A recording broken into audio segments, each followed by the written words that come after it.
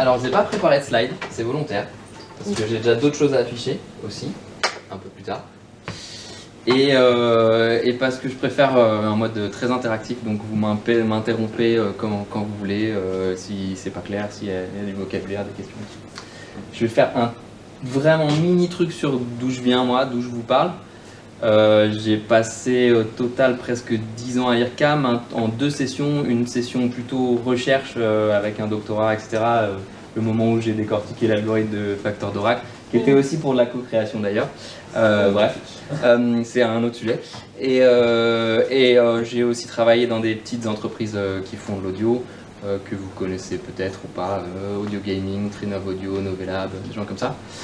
Et je suis retourné à l'IRCAM pour faire de la production vraiment pour les concerts, pour travailler en studio avec les compositeurs. Et j'ai fini par m'en échapper assez récemment et maintenant je travaille à mon compte pour ce genre de choses avec un domaine beaucoup plus large. Et donc je vais vous parler de ma, disons, première grosse mission qui m'est arrivée après l'IRCAM, qui est dans un contexte que je vais vous présenter tout de suite. Pernod Ricard, ça vous dit certainement quelque chose. Premier vendeur d'alcool au monde. Une de leurs marques, c'est Absolut Vodka. C'est pas, bon, ils ont 2 sortes de marques. C'est pas une marque qui produit, c'est une marque qui distribue seulement. Peu importe. Toujours est-il qu'en France, la loi E20 fait qu'ils n'ont pas le droit de faire directement de la pub pour les alcools, mais ils ont le droit de faire de la pub pour des gens qui, au passage, peuvent dire qu'ils boivent de l'alcool, ou qui servent de l'alcool, vous avez vu dans le métro. Et ça, du coup, a pris aussi une forme de mécénat. Et donc, ils font des événements d'entreprise où ils propulsent des artistes, où ils aident des artistes à faire des créations, vraiment sous une forme de mécénat, sauf que, bah, évidemment, le jour de l'événement, il y a 12 bars absolutes autour de la salle. Bref, c'est comme ça que ça fonctionne. Et ils cherchaient à faire quelque chose d'un peu futuriste, on va dire, évidemment, un peu porteur de nouvelles techno et tout ça. Et ils cherchaient à faire quelque chose avec un musicien électronique qui s'appelle Molécule, Romain de son prénom, qui est un artiste vraiment dance floor, électro, et qui est très, comment dire, à l'aise avec cette chose-là. Mais qui a quand même des processus de création qui sont assez expérimentaux. Par exemple, il est parti plusieurs fois dans des expéditions au Groenland ou au pôle Nord, aller enregistrer des sons de glace et aller jouer avec ça et s'en servir dans ses lives. Il fait aussi un projet de concert spatialisé dans le noir, où lui joue la musique électronique et Hervé Desjardins, qui est spécialiste de la spatialisation à Radio France, fait la spatialisation dans la salle et toute la salle est plongée dans le noir. Voilà, donc il a quand même un processus de création qui est très recherche, même si le résultat sonore ne révolutionne pas la musique, c'est lui-même qui le dit et qui est à l'aise, qui est très au fait avec ça. Et donc Absolut ou Pernod, enfin c'est les deux, cherchaient à faire un projet avec lui et cherchaient un truc un peu innovant, et ils sont tombés sur une start-up qui s'appelle NextMind, qui fabrique cette petite chose-là, qui est un capteur d'onde cérébrale qui se met sur le cortex visuel, qui est votre boss là derrière, et qui a 8 capteurs ça fait très classe pour les présentations, qui a donc 8 capteurs d'électroencéphalogramme. Et alors NextMind, je vous présente aussi vite fait. NextMind, c'est une start-up française qui est pas loin d'ici d'ailleurs, qui a été fondée en 2017, qui a fait des grosses levées de fonds, qui a été fondée par un chercheur, j'ai oublié l'université d'où il vient, mais qui est un chercheur en neurosciences, et ils ont fondé la boîte autour de ce capteur. Alors ils font ce capteur, ils sont assez comment dire, très direct avec qu'est-ce qu'on peut faire et qu'est-ce qu'on ne peut pas faire avec ce capteur. Et, par contre, ils sont assez secrets sur leur technologie, évidemment. Donc, ce qu'on peut faire avec ce capteur, en fait, ce capteur, il correspond, ils le vendent dans un SDK. Le SDK, il y a évidemment une librairie qui est écrite, à ce que je sais, en C, C++, qui fait le traitement de signal et un tas de trucs. Et c'est livré avec un plugin Unity. Donc Unity, grosse plateforme de création 3D, de jeux, un tas de trucs en fait. Il y a beaucoup de choses qui sont faites en Unity, même des choses qu'on ne penserait pas qu'elles sont faites en Unity, qui exportent sur de nombreuses choses, Android, iOS, PC, Mac, WebJS, enfin beaucoup de choses. C'est une grosse usine maintenant. Et donc il y a un plugin Unity qui va avec ça, qui est capable d'exploiter les données qui viennent de ce capteur. Et les données qui viennent de ce capteur sont en gros ce que donne clé en main NextMine, c'est des validations de cibles. Donc je vais vous montrer évidemment. D'ailleurs je peux le faire tout de suite. Je peux même vous lancer la démo numéro 1 de... Est-ce que ça marche ça? C'est bon, je laisse allumer.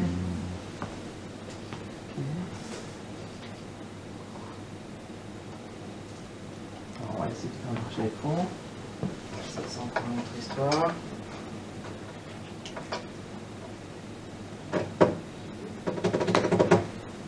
Ah si, voilà, il arrive. Magnifique. Est-ce qu'il va me lancer sur le bon? Ça, c'est pas gagné. Non. La réponse est non. Très bien.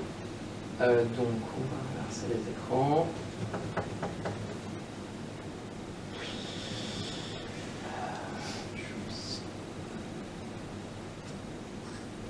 Où est-ce que je suis?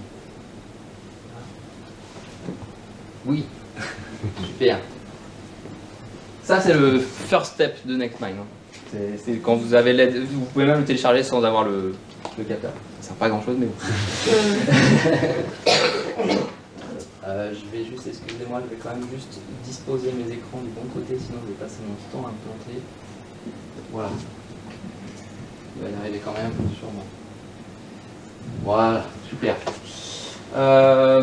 Donc, ce capteur il s'allume, il se met sur la tête en espérant qu'il le reconnaisse tout de suite, que j'ai pas besoin de refaire le setup. Normalement, il est déjà associé, voilà, il l'a reconnu, marqué là-haut, il me le dit. Et je vais faire quand même la calibration parce que ça c'est important pour que ça marche bien. Ce que je pourrais faire pour que vous compreniez mieux, c'est que je vais faire comme ça. Comme ça, vous voyez à la fois l'écran et ce que je fais moi un peu. J'ai aucune part de marché, ni chez Pernod Ricard, ni chez NextMine, hein, que je le dise. Allez, par contre. Tac. Ouais, tout ça, c'est blablabla. Ah oui, alors il y a une question de contact, évidemment, de est-ce que les contacts sont bien sur la tête ou pas. Il faut que ça passe au vert. C'est rouge. Super, ça me fait plaisir. Right, pourtant il est bien positionné.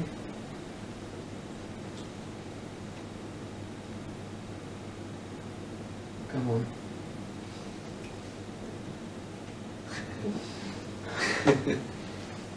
On va couper les cheveux. Possible. Non, normalement, NextMine dit que les cheveux ne changent rien, mais bon. Donc c'est l'effet démo évidemment. Vous pouvez poser des questions pour l'instant comme ça. Si vous avez déjà des questions. Ah, il arrive. Est-ce qu'il va me trouver cette fois-ci? Parce que ça commence par rouge et normalement ça s'améliore au fur et à mesure du... Voilà. Cool. Bon, ils sont pas tous au vert, mais c'est pas si mal. Ça devrait marcher. Ok, super. Où est-ce que je suis là? Voilà, super. Start calibration. Donc là, il y a un processus de calibration. Donc il faut que je me concentre sur les cibles qui sont au centre. Vous voyez, ça clignote. En fait, les cibles, là, les petits machins qui clignotent sont les choses que NextMine fournit. C'est évidemment très contrôlé. La fréquence leur dit quelque chose, la position leur dit quelque chose. Enfin, je sais pas tout en fait, hein. Ils m'ont pas expliqué ça, c'est très secret. Là, en vous parlant, ça marche pas du tout parce qu'il faut que je me concentre.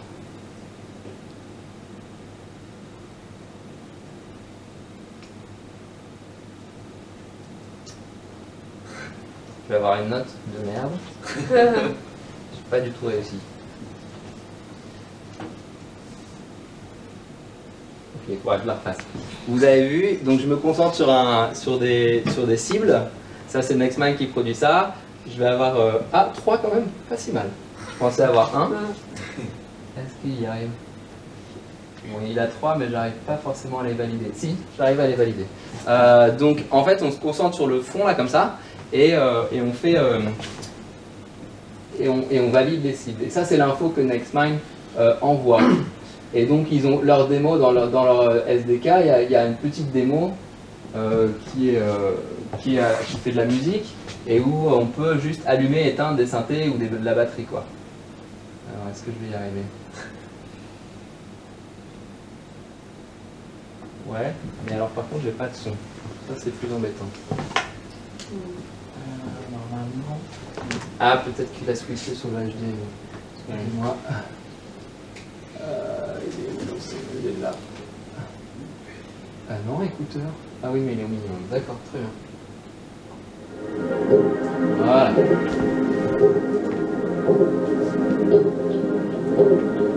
Donc là, voilà. S'il a déjà validé parce que ça fait des fautes positives parfois quand je fais autre chose. Et donc on peut rajouter de la rythmique si j'y arrive. Voilà. Discrète celle-là, mais.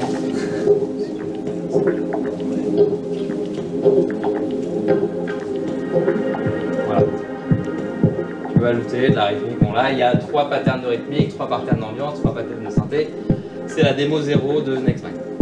Donc à partir de là, si vous avez déjà des questions, allez-y. Il y a d'autres démos de l'autre plateforme. Comment tu valides alors en fait, dans le fonctionnement ouais, alors c'est très étrange hein, comme chose. Ça s'entraîne.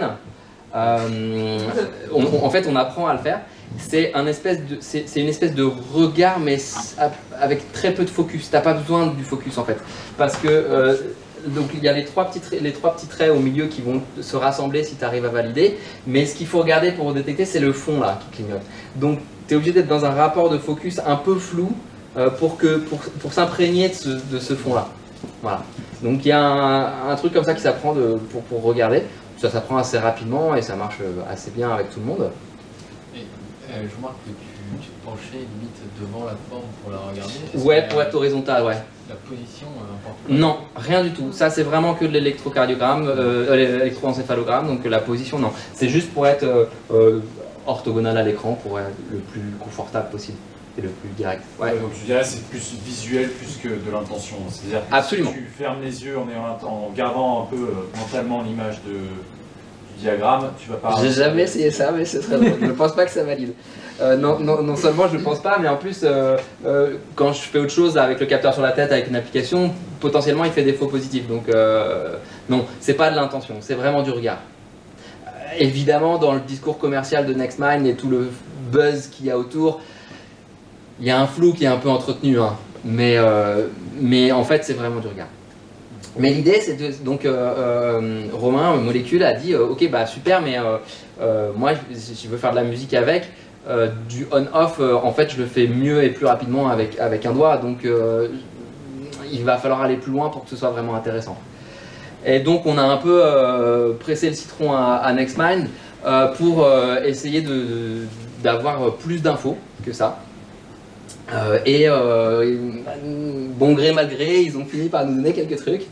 Je reviens juste, j'ai mes petites notes pour le suivi. Et donc il y a deux choses. D'une part, en musique, il faut un peu plus d'infos que juste du on-off, sinon ça n'a pas grand intérêt.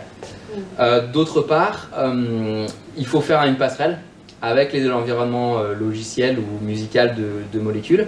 Molécule travaille principalement avec des synthés analo ou des émulations d'analo, mais il a en général une grosse session Ableton Live qui est maîtresse et qu'il apprend par cœur et qu'il ne met pas sur scène mais qui est derrière pour jouer le chef d'orchestre un peu de tout ça.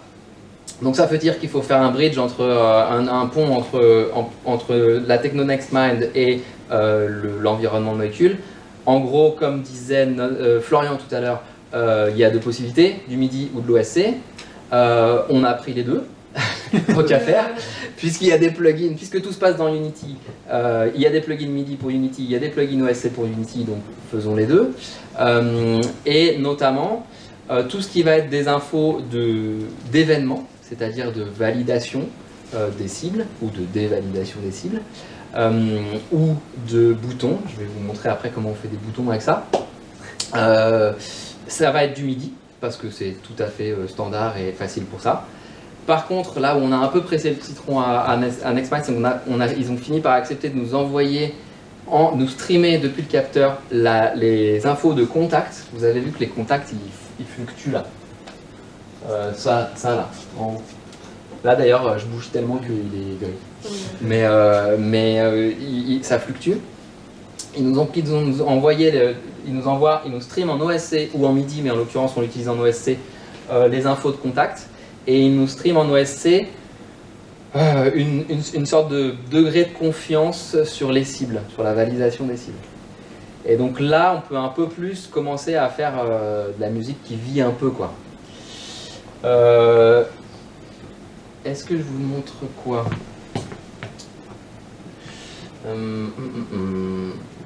Bon, moi j'ai l'habitude de travailler en bas niveau avec MaxMSP, donc tous les tests de réception de signal je fais avec MaxMSP. Est-ce que ça vaut le coup que je vous montre une réception? Ouais, si, peut-être quand même. Allons-y. Est-ce que ça va marcher direct?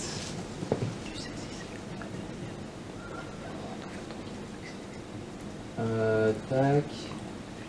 Non, pas du tout, absolument pas.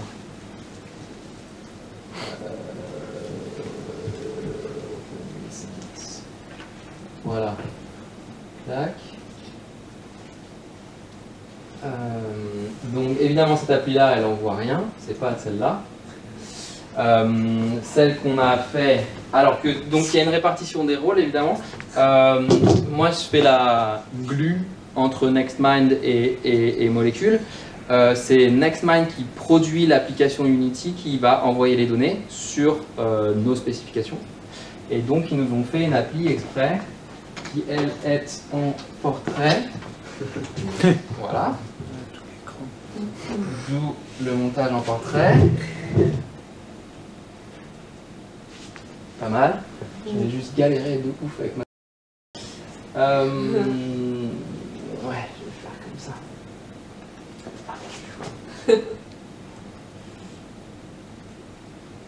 Oui, si, ça c'est bien. Je sais pas la résolution de cet écran, mais on va... Ah mais non, mais il n'est pas en portrait par contre. Donc il faut le mettre en portrait d'abord. Excusez-moi. Je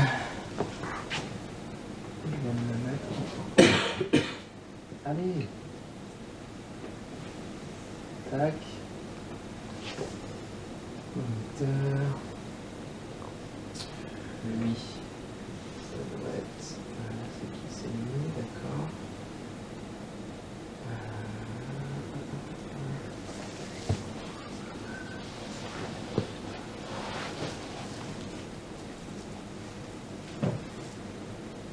Yes, parfait. Toc. Et du coup, je suis là. Et voilà. Et j'ai mon interface Nextmind qui est extrêmement épurée parce que le but, oui j'ai peut-être oublié de préciser ça, c'est important quand même.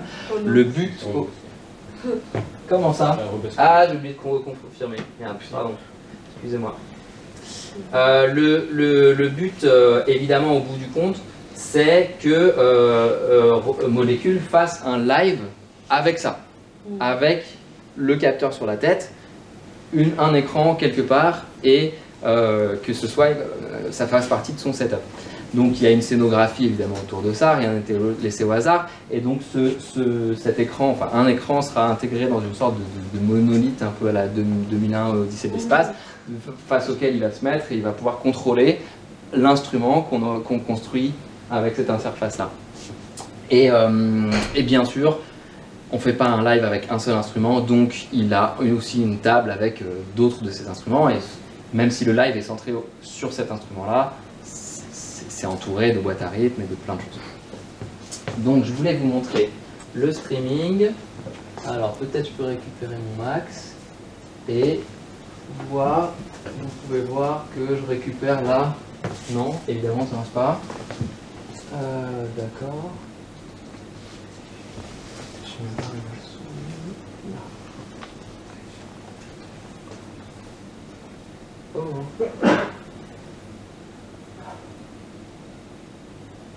C'est bien. Oui, c'est ça.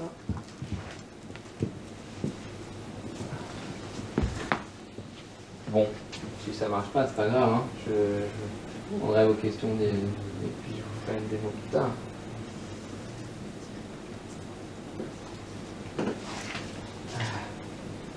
Je ouvre ma souris là. Où est-ce que je fais là. Bon, c'est un peu fastidieux, je suis désolé. Clac.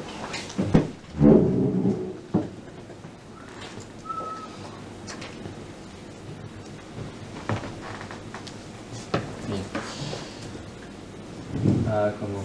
Bon, j'ai probablement ma session live. Là, mes contacts sont bien. Moi, ils ont disparu. Voilà. Ça, c'est bien.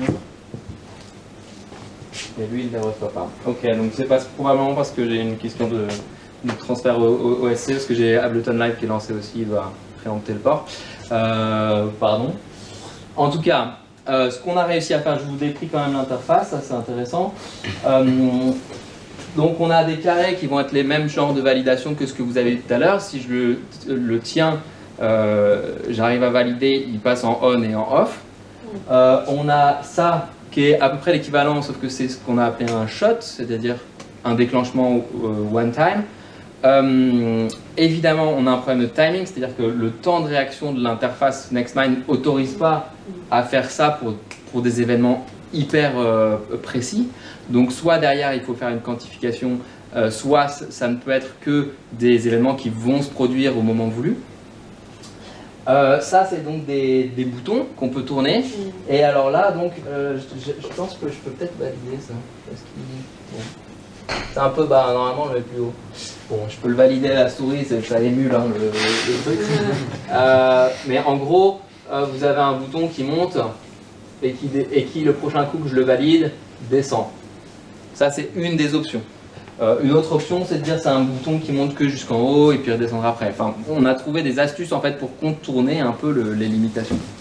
Et il y a une deuxième page de l'instrument, tac, qui là est des paramètres plutôt gros dont on parlait tout à l'heure pour la composition, une ouverture de filtre. Bon, ça en discothèque, c'est un truc, c'est une base quoi. Donc ça c'est évidemment présent. Il y en a un qui s'appelle filter qui est une ouverture de filtre, et sur lequel Molecule va pouvoir jouer vraiment en live pour cet instrument. Et il y a des patterns rythmiques, et il y a des temps de délai, et des choses comme ça. Donc en fait, on a rusé pour dire, pour utiliser quand même ces événements. Et ensuite, la partie aussi intéressante, c'est que les données de capteurs, elles, qui sont streamées et qui sont normalement reçues en OSC, alors peut-être que mon Ableton Live les reçoit d'ailleurs. Peut-être que c'est lui qui l'a déjà reçu, si je retrouve ma souris un jour. Ah, je sais pas où je suis, c'est hallucinant. Bon, en fait, je sais pas comment ils sont disposés. Tac. Ouais, il faudrait que je revienne là. Ça, c'est le doc, donc il doit être de l'autre côté, en toute logique. Hein. Voilà. Non, je ne le reçois pas là non plus. Ok, pour l'effet démo, c'est bon. Donc ça, là, on reçoit en fait les capteurs que je vous ai montrés et on tweak tous les instruments. C'est-à-dire qu'il y a des petits paramètres, des fine-tuning, des petits décalages temporels et tous ces trucs comme ça qui vont évoluer au fur et à mesure qu'évolue le placement du capteur sur la tête et donc vont faire vivre en fait le son. Donc là, si je rallume mon audio, ah ouais, mais non, non plus. Alors, on va quitter Max. Allez, on va faire ça proprement. Je vais venir par là, c'est plus simple. Voilà. On va quitter Max. On va quitter. Non, c'est pas super. Génial. Tac. Tac. Ça c'est bon. Ça c'est bon. Tac. Voilà. On va repartir ici.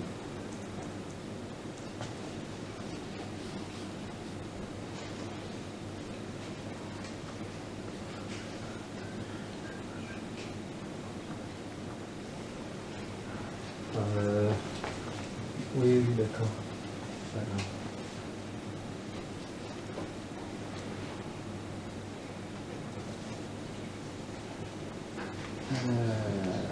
Voilà.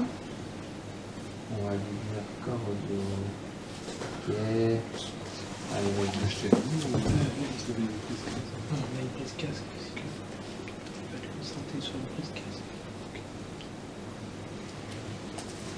Bah. Super.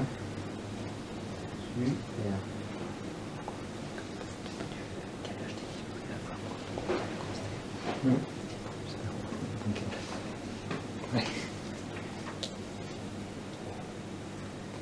D'accord. Ah oui, voilà, bien sûr.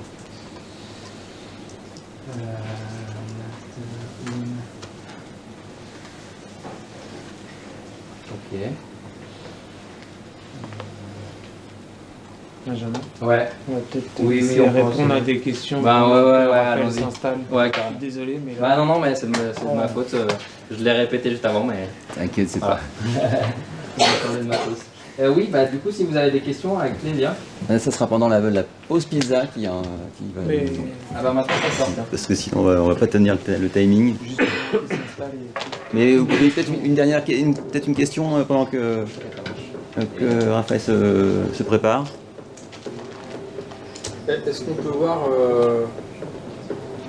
le résultat quelque part sur internet Bah, pas de la encore. performance? Pas encore, puisque la performance sera probablement au début de 2022. Ah oui, d'accord. C'est un Donc peu- ok. pas encore. Et on sait où? Alors tout est en cours de processus. Il y aura probablement deux performances différentes. Voilà, donc là évidemment ça marche maintenant. Il y aura deux performances. Il y en aura une probablement un peu select VIP pour la première, et puis une autre dans un club. Alors c'est des clubs de vraiment discothèques, donc il y a des noms de clubs à Lyon comme le Sucre qui sont évoqués ou des choses comme ça, mais on n'en sait pas plus à l'heure actuelle. Il n'y a pas de date réservée, donc J'avais une autre petite Ouais. question justement sur là Ouais. tes potentiomètres bien sûr. dans ton interface. Ouais.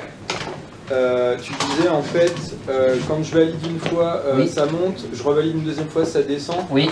Du coup en fait il y a un système de tu parcours une certaine distance, il y a un mouvement, enfin est-ce qu'il y a une gestion du mouvement, un truc comme ça ou...